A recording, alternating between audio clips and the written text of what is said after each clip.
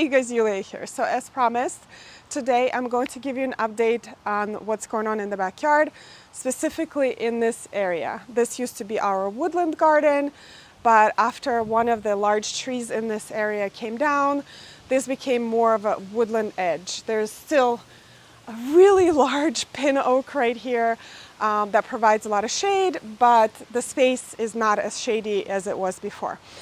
This video is going to be kind of like, here's how the sausage is made. There's a lot of destruction and not a lot of pretty stuff, but I think it's important to see those parts as well.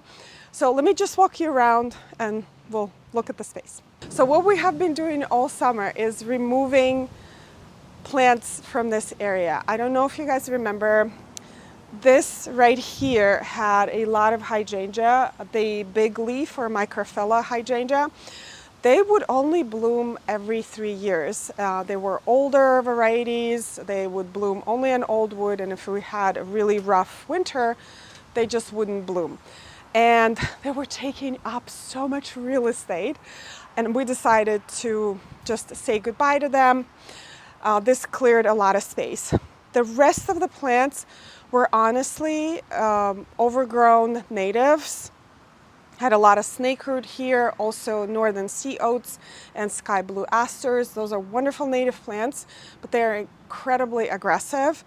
And if you don't control them, if you don't control the seed heads, they will take over and the space becomes monoculture, which it did.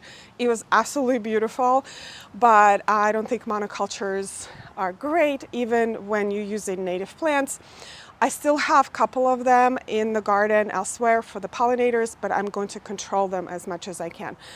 So this space will become a diversity of different plants, natives and non-natives.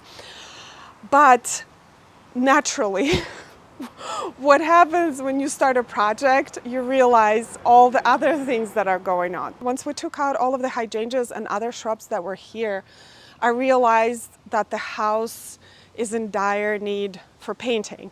So naturally, we decided to paint the house ourselves. This is why the ladder is here. There's a little step ladder. It's actually not that hard. We're probably going to be finishing this area in the next couple of days, and I'm so happy with it. It looks so much better. But another thing that we did this spring is plant 2 redbuds here. There's one here and one over here. This guy is extremely happy, and he already put on probably almost a foot of growth this season. Another thing that was unexpected that I absolutely love is the shadow that it casts on that wall.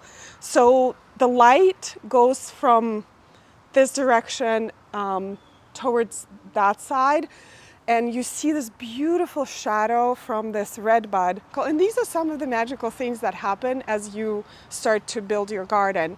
But the next thing is very practical. I would like to put a walkway that goes into our vegetable garden. We use our vegetable garden every single day, numerous times a day. Even in colder months, I have a couple of self-made cold frames where I grow greens. I absolutely love my own produce. So I walk here probably more than in any other part of the garden. And I always wanted a real walkway. So I got some of the stones off Facebook Marketplace for free. I definitely will need a lot more stones. I would like a walkway of about 3 feet wide. This is the approximate shape of the walkway, kind of a S-shaped, a winding, beautiful path. I will probably have to go around that way as well, because sometimes we walk on the other side of this tree. But again, I would love it to be at least 2.5 feet, maybe 3 feet wide. There will be wide joints in between where I will be planting some steppables. Now, my concern was about the pin oak, which we love. I don't know how much we have with this tree because we have a disease, bacterial disease going around in our neighborhood that affects oaks of a red family, which pin oak is. So I had an arborist here to assess the tree. He said it's healthy right now, And I also was really concerned about this walkway, and I think that's why I haven't done it so far, because I know with the disturbance of a root system, I wasn't sure how it would affect the tree. But the arborist said because the joints are so wide and I wouldn't be digging down too deep, he cleared me for the walkway. So that's great. I'm not sure if I mentioned this already, but I definitely would have to buy more stone because this is not enough square footage of stones that I need. So I actually found the manufacturer of the specific stone so I can match it precisely. What are you doing, buddy? What are you looking for? Moving the camera around so you guys can see different angles of the space. But yes, the puppy's here as well. But yes, the walkway would go this way and also possibly kind of turn around the tree. Another thing I wanted to have in the space is a water feature. I don't know if you could see it well behind the hydrangea here. I got this water feature a few years ago in one of the local nurseries that was closing. It was very inexpensive, but it is perfect size for the space. And I got a pump for it already and I turned it on. It creates the most soothing sound, and within an hour there were birds on it. It was just fantastic. Close up of the water feature, I can put pebbles around it. It's kind of optional, but it is a perfect scale for the space. I am not sure if it's going to stay here or I'll place it somewhere else. We'll figure it out as we go. Another update I wanted to give you on this stump of the Norway maple that we cut down.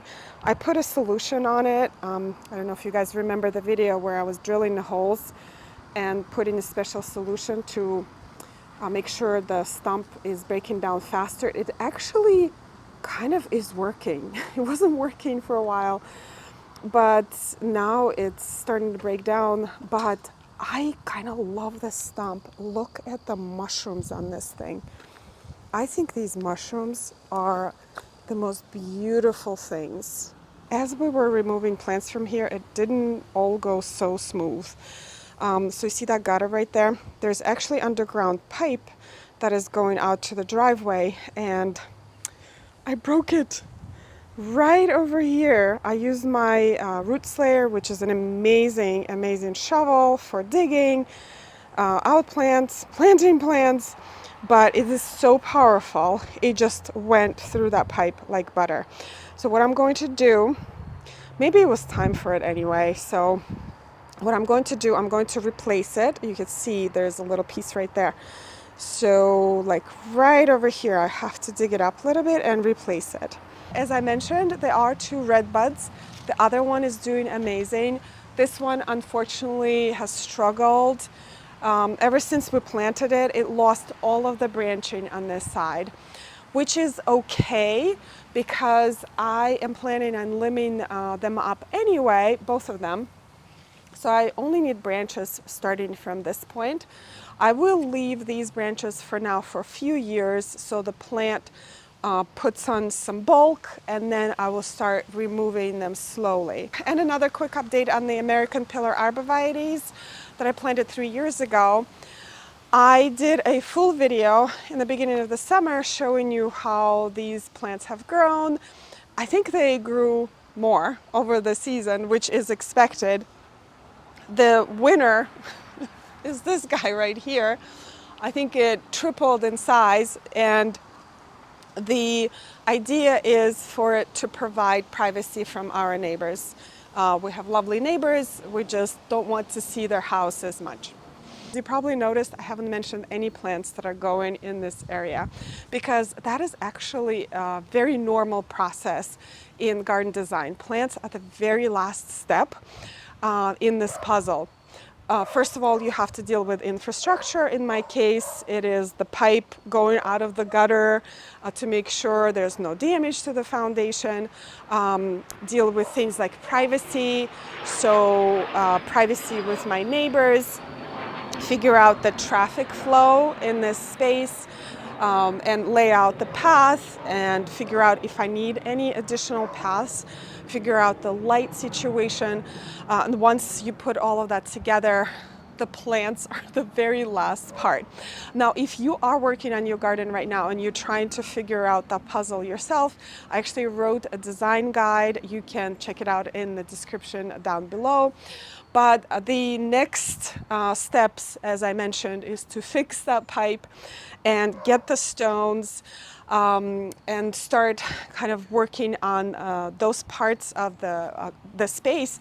But what I'm going to do in the next video, I'm actually going to do a rendering, because that is very helpful to see what the space is actually going to look like once I'm done, and start combining those plants that I'm going to filter according to the site. This is dry shade, kind of shade to part shade. So that will be very interesting to watch. Make sure that you follow this process. It will be so much fun. Anyway, thank you so much, you guys, for watching today's video and update to the space, and I will see you in the next one. Bye.